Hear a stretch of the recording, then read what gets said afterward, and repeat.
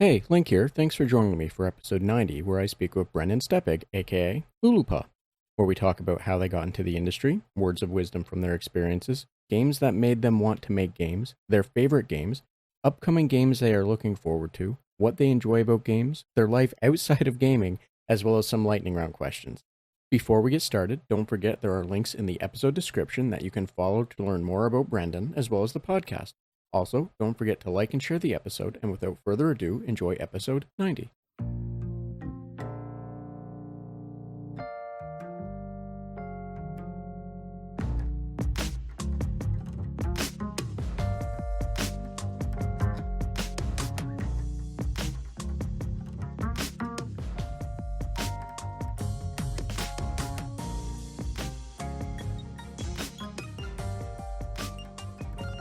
Hi, and welcome to the Red Tunic Podcast, a podcast where I look to rediscover what makes gaming fun and enjoyable by having positive conversations with those related to the industry.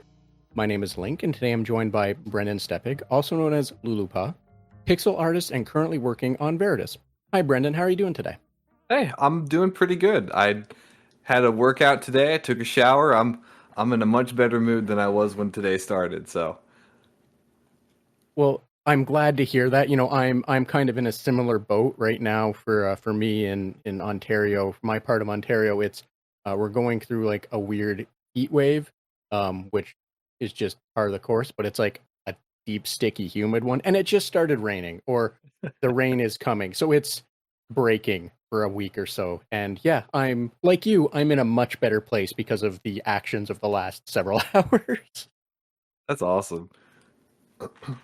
So, Brendan, before we get started, would you mind telling me and anyone listening a little bit about yourself, kind of like the elevator pitch or what have you, for people that if for anyone listening that you're like, this is what they should definitely know before we go forward. Oh man. That's a tough one because I don't really know myself. I kind of fell into this by accident, and so I started making pixel art as a kid. I started taking it more seriously after I got out of college. Kind of fell into this as a job, and I'm still doing it for the past 4 or 5 years. So that's about all there is to say. Yeah, thank you. Then that's fair enough. Like I said, the elevator pitch, I guess, and that will lead easily, I think, into the next question, um, about how it is you got started. Doing in this case pixel art, because you had mentioned you sort of fell into it. So, like, how did exactly you fall into it? Well, so I grew up with the Game Boy Color, and obviously that has really pixelated graphics.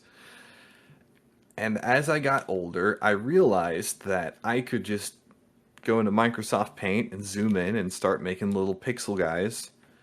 Um, Once I kind of got more used to that, I started getting sprites from the internet and editing them or recreating them by like looking really hard at the Game Boy screen and counting how many pixels there were between things.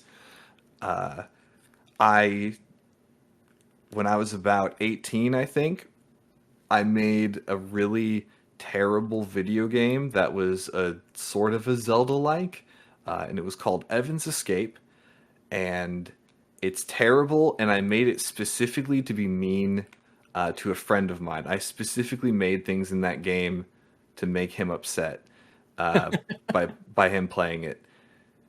And then I went off to college for kind of graphic design stuff. I wanted to either get into that or maybe illustration because I was like, oh, this'll be a much more realistic career path.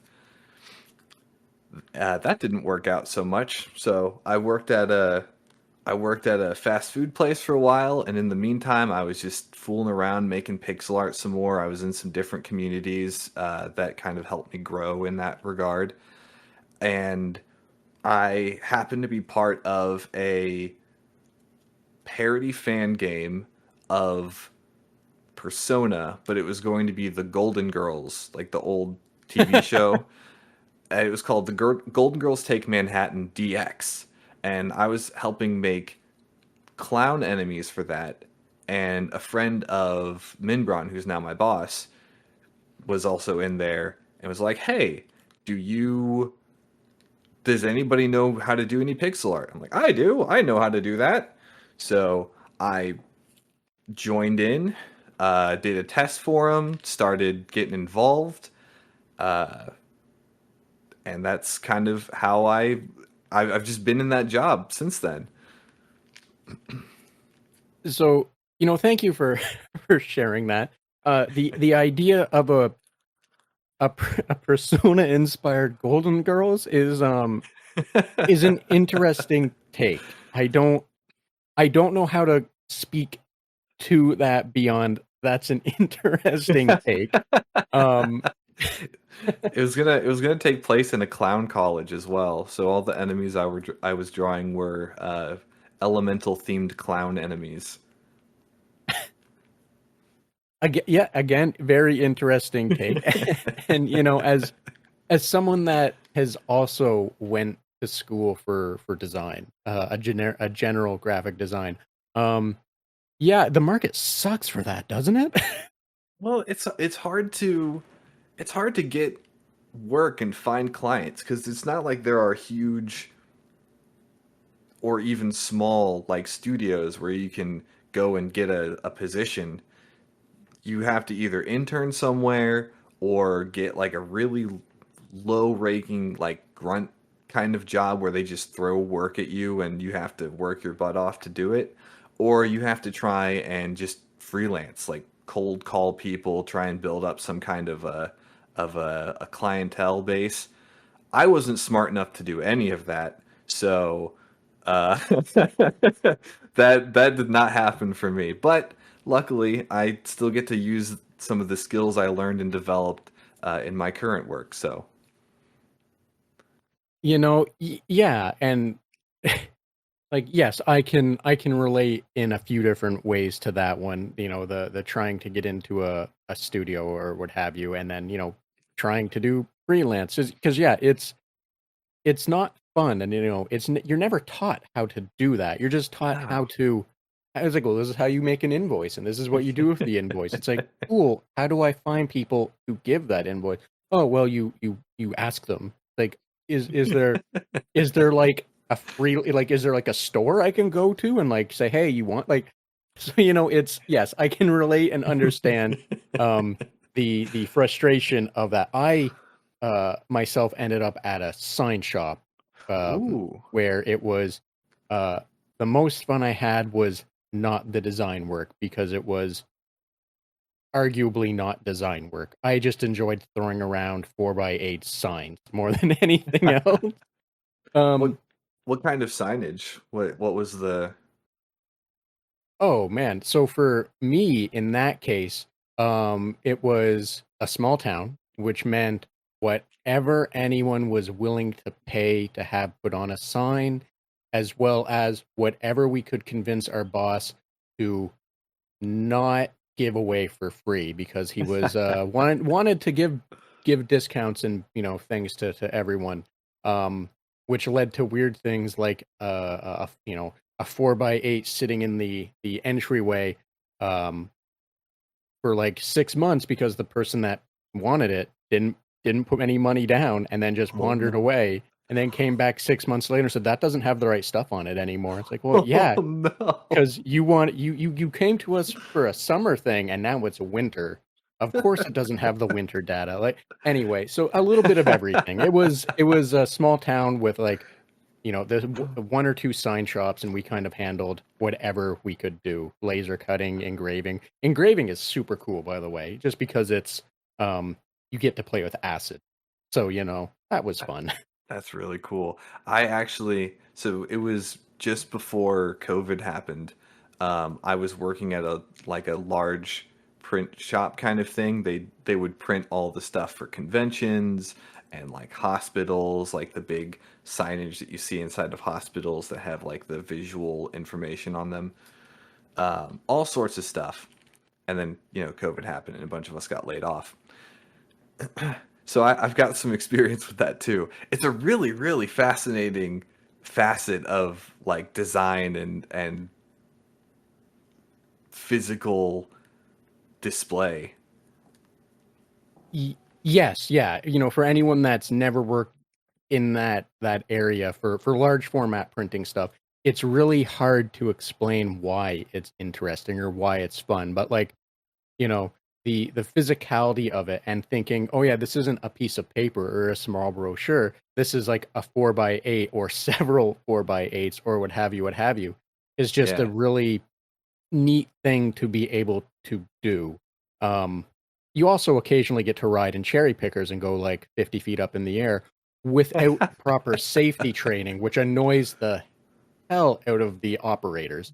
Um, not from personal experience. I was the one that broke the news to said operator that my boss did not have training.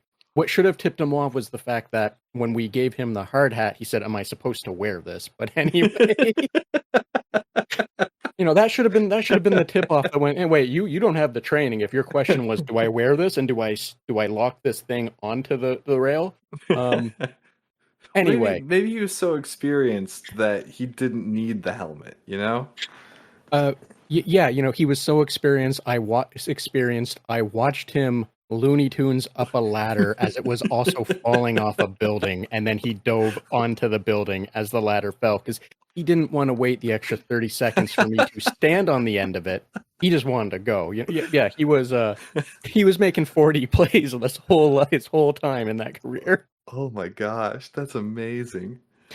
In hindsight, it was hilarious. But as I'm watching it, it's one of those things where I'm like, this man has my paycheck, but he also has a wife and two children, and I'm going to have to tell them that he Looney Tunes up a ladder as it was falling. Like he was trying to go faster than it, and that's how he died. I'm like, this is I'm sitting there thinking, I'm like, I need better ways to describe this outside of he wily coyoted it up that ladder,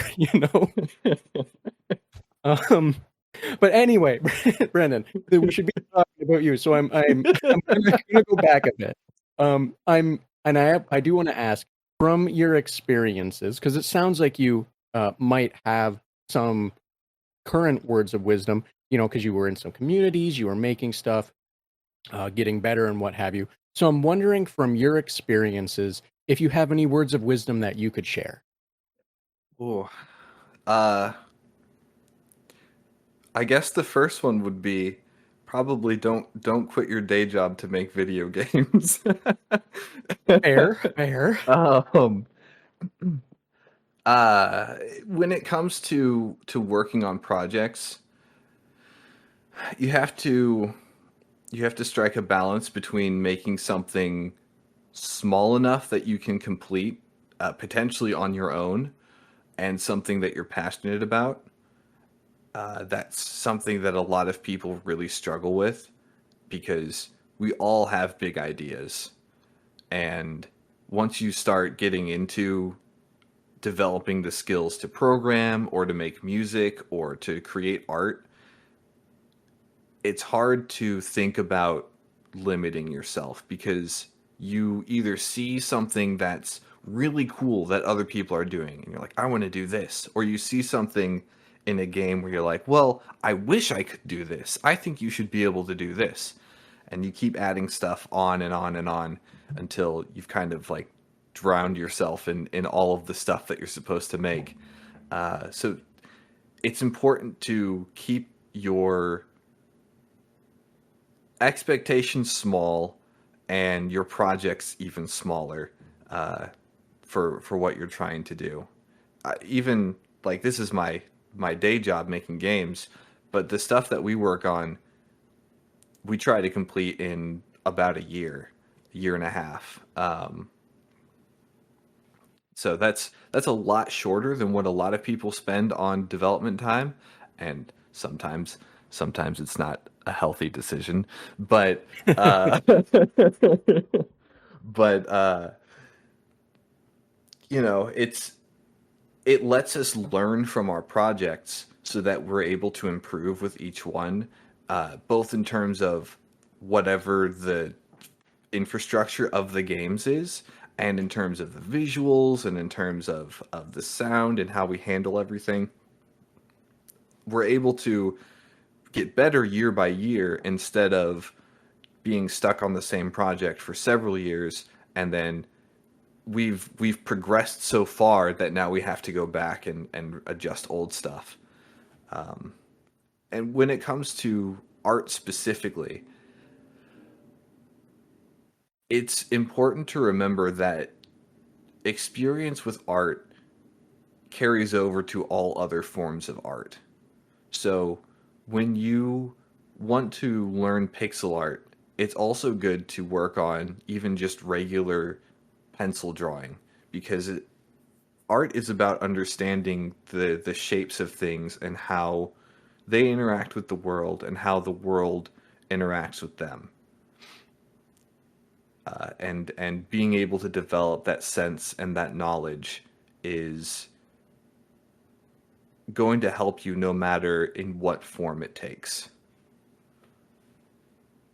So thank you for that advice. And I'd never thought of the connection like that between pixel art. However, at the same time, which is really weird because when you think back on pixel art, it's not always just those sprite sheet characters, right? Mhm. It expands a lot, which is, I don't know why, but I personally just realized now that I had acknowledged that was pixel art, but usually the talk of pixel art is, the small characters, not everything. And I realize now that that really does apply to like the human form and everything else, that how they can be intermingled. So, thank you for that advice. I think that's fantastic because, you know, I'm sure others like me, or I hope others like me, because then I'd feel really dumb. Others like me have also kind of went, oh wait, that's also, like the old Final Fantasy big sprites or what have you. Like, oh wait, those are very much more in line with realistic, quote unquote, realistic versus your fighter sprite shaking their fist at at whatever, right? Yeah. So, Brennan, I am curious as well because the advice you gave, while I'm not trying to dismiss it, I do feel and believe it is good advice. I noticed there was a lack of saying don't make a game to bully your friend. So it seems like you are promoting the idea of making a game just to bully your friend. Is that also advice you would pass on? Inspiration comes from many different places, Link. Thank you. Yes, I agree completely, and I will leave that thread there because that is a good thread to cut it at. Um, Now, I am curious as well because you did mention or you did say that you spent a lot of time with the Game Boy Color, and that's where you came up with and like I find it amusing that you would have been like squinting to try and reproduce as accurate as possible um, replications or what have you into MS Paint. Now, so because of that, I'm wondering, was there a specific game on the Game Boy Color or maybe prior to that or what have you that made you say, "Oh, this is what I want to do. This is the direction I would think would be really cool to be in at the end of the day." Well, when it comes to stuff on the Game Boy Color, I would draw my own characters that kind of looked like the like Zelda Oracle of Ages Seasons Link's Awakening sprites. That was one of the things I would do. When it came to trying to reproduce stuff, though, I went with Pokemon more for the Game Boy Color type stuff. I remember copying those sprites and then coloring them like Ash Ketchum because, of course, why wouldn't you? I also did it with, you remember the Game Boy Advance Zelda, like Zelda 1 things? That was one of the ones that I squinted at to reproduce. But I just liked the way that the little chunky pixel characters looked more than anything. So, I had completely forgotten until you just mentioned it that the Game Boy Advance did have that NES Classics line. Um, I, me being like 36, I actually played a lot of Game Boy or Nintendo games, so I overlooked them when when I was playing the Game Boy Advance because, I had access to them sooner, and I just forgot completely that they existed. So thank you for that reminder. But when it comes to, Veritas, looking at the graphics, or the pixel, or what have you, that's easily one of the things that does stand out, is that it does have that same like look and feel, right? So I can completely understand how you would, um like, how that would be an inspiration to your art moving forward. I hope that makes sense because I got kind of rambly there. No, I mean, and you're 100% right. Even before I was working on stuff with Color Grave, uh, our first game was Prodigal. That one's got a slightly more simple visual style because I mean I've gotten better over the years. But that one uses some sprites that I made for a different game idea years prior that was in just like a regular Game Boy style, the green tone kind of color thing. Um, it was kind of a funny happenstance that things lined up the way that they did. So yeah, thank you for sharing that. And yeah, I don't I honestly I don't know why, but the Game Boy Color era or the Game Boy Advance era, the simpler end of the Game Boy Advance ones, um, have always stood out to me. And I know it's a few years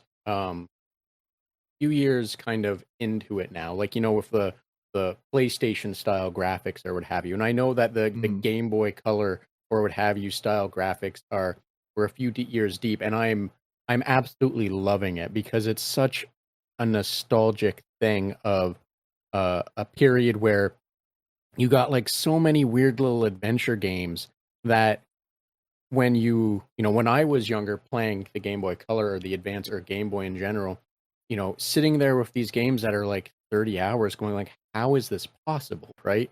So what I'm getting is I'm just super stoked to be seeing more of this kind of artwork, more of this kind of direction popping off or coming to fruition, because I imagine a lot of it's been in the works for a while now. Um, but yeah, I don't know where I was going with that one. I'm more just praising the general direction that Veritas and Prodigal and other games like that are going, because I love it, and I have a feeling that you are kind of in the same boat, just based on this being the direction that you go with what you make, right? Oh yeah, no, I love that kind of low color count, chunky pixel stuff. I've been playing a few games as well that have that kind of look to them. There's Panzer Paladin, Bat Boy, Gravity Circuit. I've been working my way through Garlic, which is like a really hard platformer. Um, that one has been kicking my butt a bit. Uh, there's just a lot of stuff out there that kind of has that look and is pretty cool. I'm familiar with those other titles. Garlic, I was not. So I wrote that down. I'm gonna check that one out later. So thank you for that, because like I said, I love the direction that these are going, and I'm always down to look a little more into what exists in that realm. So thank you. So Brandon, I'm gonna ask you a hard question.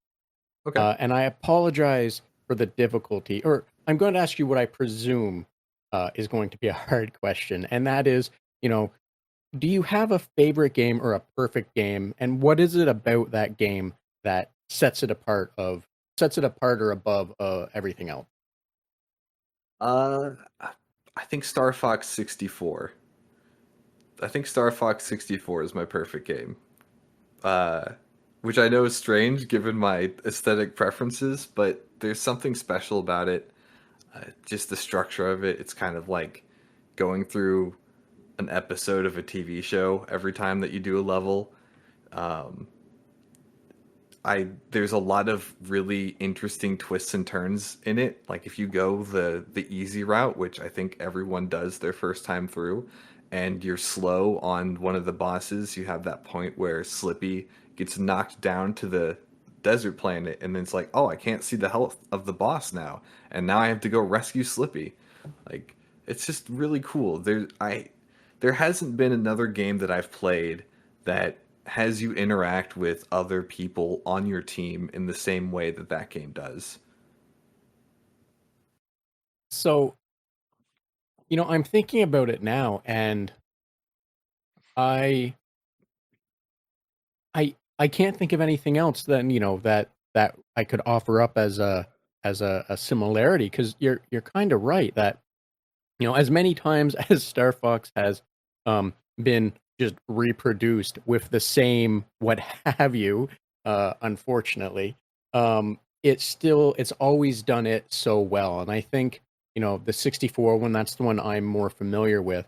I think I went through like the same thing that you did, which was, uh, playing the easy route and not realizing it, and then like going to school and being like, how do I get to these other planets? And the friend's like, go through the on the first level, go through the, whatever's, follow Falco or what have you, through the arches or something. And like the amount of weird exploration that pays off in that game was a real kind of like oh, hey, there's weird little secrets. And so yeah, I can see why you like the game so much, because it was fantastic, and it uh does things that other games kind of don't, just by the way it's set up, its dynamic mapping or what have you. You know what I mean?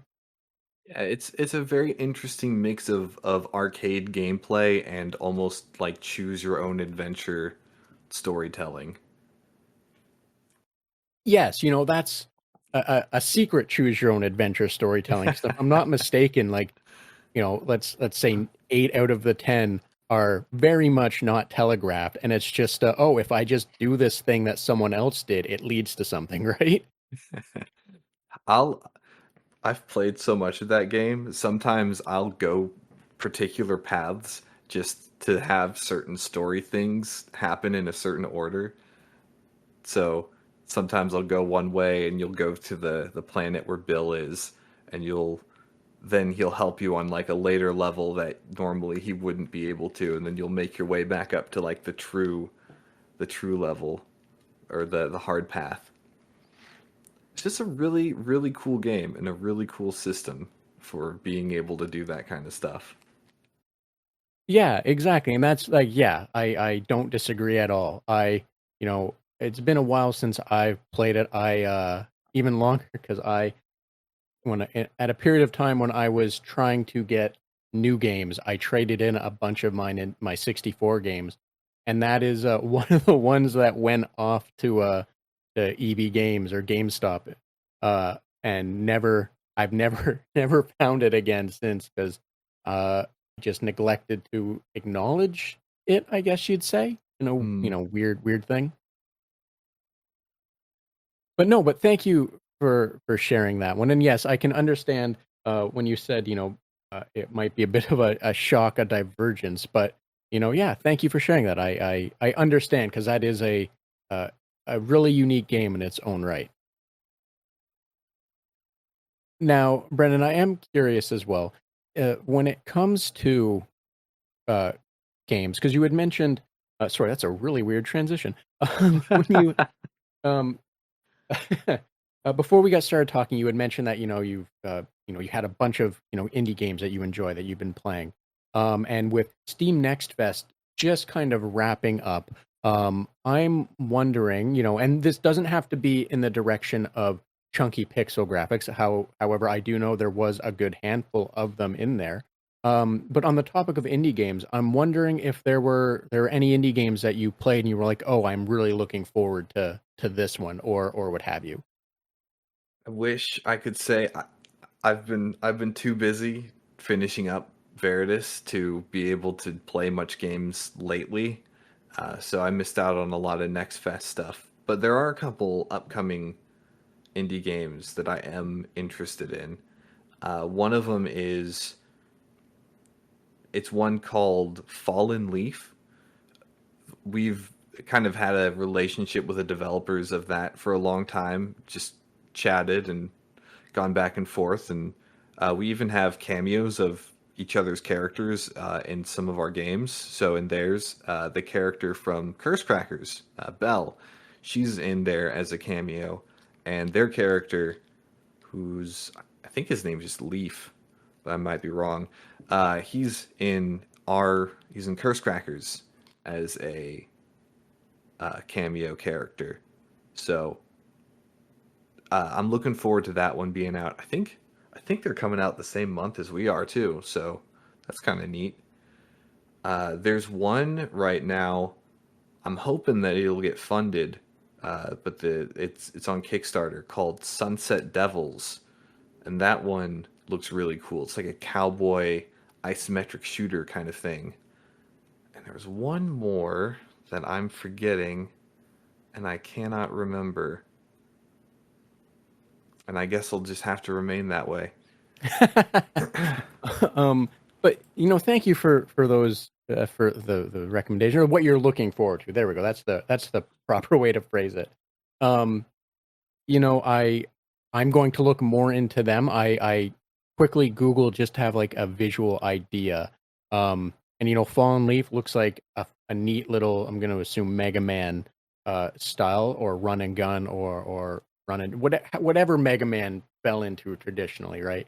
Mhm. Um, because yeah, it looks very nice, and from the screenshots, it looks like it would be at the very least worth looking into, as well as the Sunset Devils, because that's uh, I don't know why I'm either blind to it or they just don't exist as much as you would hope or what have you. But like the Wild West kind of theme seems to be not as prevalent as other themes. So I'm always down to investigate a Wild West game just because for me they're kind of rare and fun to get to explore or experience in comparison to all the other like sci-fi or medieval fantasy or what have you. I hope that makes sense. Oh no, it does. I mean, if you ever played Wild Guns, that's a quality Western style game right there.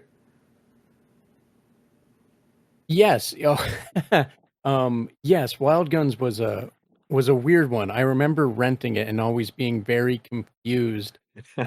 Mainly because it was like it wasn't like a cover shooter, but you were running around on the screen while also doing like the on-screen shooting, right? Hmm. Um but no, yeah, I remember Wild Guns. It was a really interesting game when I was able like when I was renting it when I was younger. I don't think I made it very far in it, unfortunately.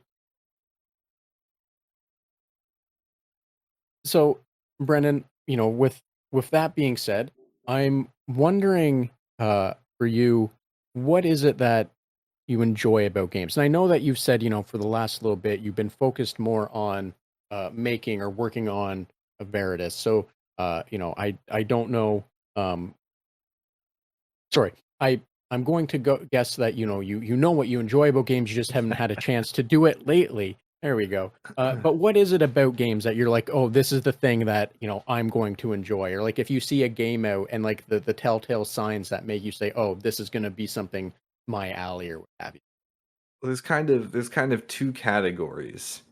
One of them is, or there's two categories of things that will grab me, I guess. One of them is I'll see something where either the story is really interesting or the characters are really interesting, and I want to experience the game because of that.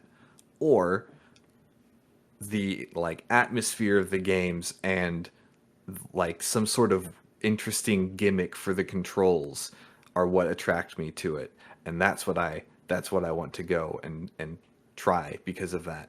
uh like Sunset Devils has a really interesting kind of gun mechanic to it where you use the mouse to control the gun in an interesting way. And there's a game called Receiver that does kind of the same thing there, where you use a bunch of keys on your keyboard to control aspects of the weapon.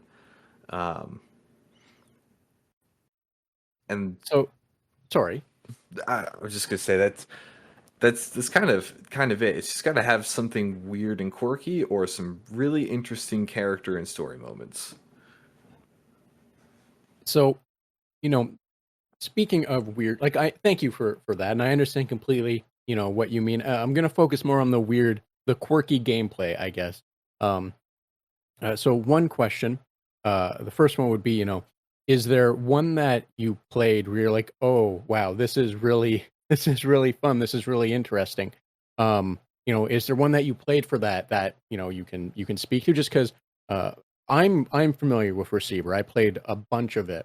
Other people might not be, or and that's pretty much the extent of my weird, quirky, um, control focused games. So I'm wondering if you can speak to one that I can basically look at, or other people can look into, or what have you. Oh man, I'm trying to think about it now. Putting you on the spot Putting me here. on the spot. I No, I don't think I have had any lately that have kind of scratched that itch particularly. I wanted to say almost Chibi Robo because it's got the plug. You have to recharge yourself, but it's it's kind of rare to find something that has technical controls, but that isn't difficult to play, if that makes sense. Yes, I understand completely what you mean, because a lot of spoken to a few people on the podcast that make these kind of games, and I forget the term that they use for like the technical control, like action exploration, or what have you. Because there's a proper term that people are using for those, and I always forget it, but I know exactly what you mean, because like some of them have this deep um like set of like motions that you have to do all the jumps or the runs or what have you, to really optimize your gameplay. um and they're the easy ones that are kind of quirkier like that are few and far between. Like, even speaking to something like Receiver, because that one I like I said, I played a lot of. You take a while to get used to it, even on the surface, where you're like, yeah, I click the button, I shoot. But then, in Receiver's case, you learn all the other buttons that, like, load the gun, load the bullet, drop the casings, what have you, what have you, what have you. And like getting good at those games, even the ones that are easy, quote unquote, on the surface, you find are still not exactly easy, right? Yeah, it's a Um, tricky balance. it really is, which is unfortunate, because games with like that unique style to it are always interesting to see, just because you know um, it's fun to see what people will do that sticks, or that they make work, that can be really enjoyable, right? Yeah. So, Brendan, I don't want to take up a whole lot more of your time. However, I do have a few more quick ones for you, and then I'll let you get on with your day, and I'll stop stealing your time. The first one is, and you kind of alluded to it at the beginning, or you might have alluded to it at the beginning, but outside of games, outside of making games, what is it that you enjoy doing? Like, how do you relax? What do you do to wind down? Ah, ooh. Well, I like watching movies. I like drawing. I play D&D. I play board games. Sometimes I just walk around, not like in my house, but like outside. Uh, just stuff like that. It's a lot of the same things that I enjoy. It's a lot of the things that I bring into my work that I enjoy outside of work. Can you elaborate on that for me, please? I'm sorry. I heard what you said. The lights aren't connecting. Well, so, you watch a movie and the stories, the environments, the characters, the costumes, all that stuff kind of gets soaked into your brain and kind of comes with you into the things that you create. Um, in terms of drawing, that's just me developing my skills further so that I can make better pixel art, make better illustrations when I need to do those. Just developing that skill. Uh, Dungeons and Dragons, I get to play around with, also playing around with like stories, characters, kind of testing out ideas for scenarios that I think are cool. Board games, you get to experience a lot of different game mechanics, and it's interesting to see how board game designers work around the fact that it's a physical thing and you can't just enter numbers into a computer or have it generate numbers for you. You have to manage people being able to play your game, if that makes sense. And walking around, as silly as it might sound, spending some time even just walking around a neighborhood, you get a better sense of how things are in reality, because it's easy to get mixed up with like a perfect ideal of something. You get distracted by the constructed image in your mind of what something looks like or how something is, rather than what actually happens or can happen in reality. So that can help you in terms of like being better with environment art. If you're in a place with a lot of people, it can help you with your understanding of either the human figure, what people wear, or how like clothing falls along the shapes of the body, different body shapes, stuff like that. It's all stuff that comes into, that can like funnels back into what I do. Awesome. So thank you for that. Thank you for elaborating. I completely understand now what you were meaning, that where you find inspiration and how that inspiration manifests into the actual work that you do. That's not exactly related, right? So thank you for that. I completely understand now, and I appreciate you taking the time to walk me through what that meant. Yeah, absolutely. So a real quick one before I hit you with lightning round questions, the fun Oh times for boy.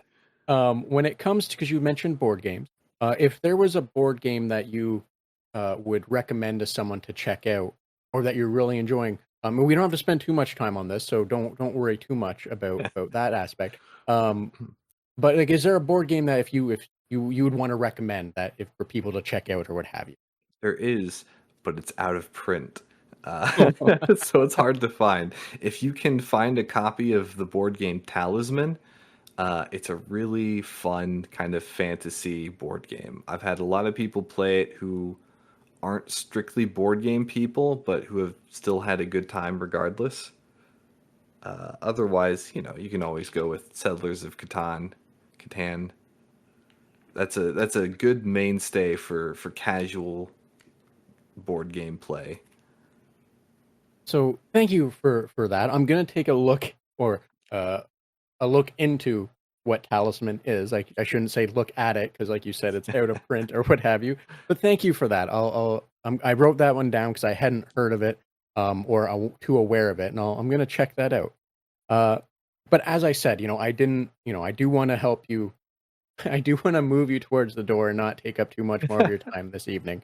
But before I let you go, I do want to hit you up with some lighthearted, nonsensical, and random questions for my lightning round. Now, these are just quick, no judgment, random questions that you can answer however you see fit. Now, Okay. if that's all right, I will. We can get started on those and see what comes of it. All right, hit me. Which video game character do you think is most likely to not return the shopping cart to the corral after shopping? Kirby. fair enough. For Kirby, he just inhale it, and he would be the shopping cart at that point for his own future endeavors, right? Yeah, e- either that or he just leave it there. I think Kirby is careless like that. Fair enough. Thank you.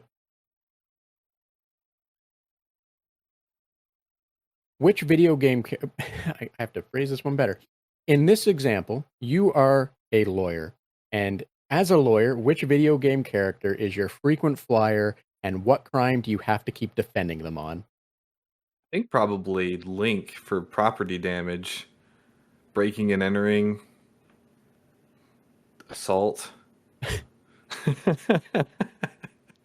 You, not thank a, you. not a good client to have.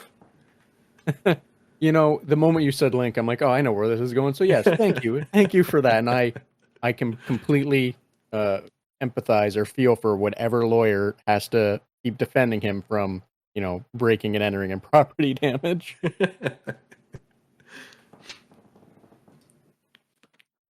Do you think The Legend of Zelda: Ocarina of Time would have played much differently if it was The Legend of Zelda: Guitar of Time? Guitar of Time, huh? I think I think it probably would still be about the same. I know it's a boring answer, but we did get a guitar later on, so I think it probably still would have been the same. Thank you for that. And I was struggling in the moment to think of an instrument, and as I said, I'm like, you get a bass guitar like the next game. That's right. Uh, but thank you very much. I appreciate you going through those for me here. Uh, but as I said, Brandon, I don't want to take up too much more of your time. So if there was anything else you did want to discuss, a cool game, what you're doing, or something you feel more people should just be more aware of, by all means, the floor is yours. As well, please let everyone know where they can find more information about you, which I'll also include in the episode description. All right. I think there's one thing that I wanted to do. I wanted to shout out another developer who's been pretty cool to us as we've interacted with them. It's the guy who developed Smooshy Come Home, which is like a really cute little. You play as a little mushroom guy and travel around a big forest trying to find your way home. And he just had like a content update for it. So I want to shout him out. Um, I also I also want to say there's a lot of cool games out there, and sometimes you gotta look in the weird places for them. So I hope everyone has a weird special game that they're recommending to all their friends because of how much they enjoyed it. Because when it comes to small developer teams, that means the world to us. So thank you for that. I don't want to call it public service announcement. That kind of feels dismissive. But no, but thank you for that, because I understand, and I think a lot of people that enjoy indie games also completely understand where you're coming from with that. And yes, that's a very important thing to be aware of, that outside of the standard AAA sphere, or even the standard kind of like indie game sphere, not meaning in a negative way, but outside of like the norms for what you would see from indie games or some of the indie publishers or developers, there is a whole wide world of cool different games that if you just take a look in the corners or what have you, you'll find some really cool games. So yeah, I understand. I strongly also support. um I sound like a politician. I support. But no, yes, I think that's fantastic advice that I think anyone that enjoys indie games should also stand behind. And I do apologize. I feel remiss for not mentioning how much fun the Veritas demo was. I know Thank we you. talked about like the graphics of it. However, I did want to speak to that. Make sure I spoke to that. That it was a lot of fun. I enjoyed it, and I'm looking forward to seeing it come out and getting to play it when it releases. I hope you enjoy your time with it when you get to it. Thank you. The the time I enjoyed with the demo and the questions I had from the demo make me feel that I will enjoy my time with it. I, without saying too much, because like I said, I don't want to take up too much more of your time. However, I think anyone that has played the demo probably, and you as well, you probably know exactly what I'm saying, in that it has trappings of something really neat, and I'm looking forward to finding out what that really neat thing is, even if I don't know for certain what that neat thing is. I know that's a lot of vague statements, but like it makes sense if you played it. I think it makes sense to you as well. I don't know. I think so. I think I understand what you're saying. Mainly to less vague, I guess. The story beats that have been laid down seem like they're going to be really cool. I just don't know what those story beats are leading to exactly, other than they're going to be something neat. There we go. That's the way I should have said it from the get-go. That's way more pointed, and not weird, vague something or other. Um, but Brendan, as I said, I don't want to take up too much more of your time. And if there wasn't anything else you did want to mention, or what have you, by all means, I'll let you go. Oh, where can people find you? Sorry, that is the Oh, other thing that we missed. that's an excellent question. I think right now I'm mostly just on Twitter or X or whatever anybody wants to call it. I say Twitter. I'm a rebel. Um, so that's where you can find me. It's the same username, Looloopaa, or you can search Brendan Steppig. Both of those are on there. I have a website, but I haven't updated it for a while. I'm also, I think, on Tumblr as Looloopaa. But the easiest place to find me and reach me is definitely on Twitter, and that is the Awesome. end of that sentence. Okay. So thank you for that. I'll be sure to include those, as well as a link to Veritas, so that way people can check it out, wishlist it, what have you, what have you, what have you. That way it keeps you guys in the business of making games in the future, and keeps you employed in this economy. I think that's the safest Man, way we're to say trying. it. Yes, exactly. Without diving too much into it, yes, I'm happy you're trying, and uh, my fingers are definitely crossed for you guys, because I enjoyed Veritas, and I want to see studios that make neat games continue to make neat games. I appreciate it. But Brendan, as I said, I do want to let you go. I don't want to take up too much more of your time. So, with that said, I will let you get on with your evening.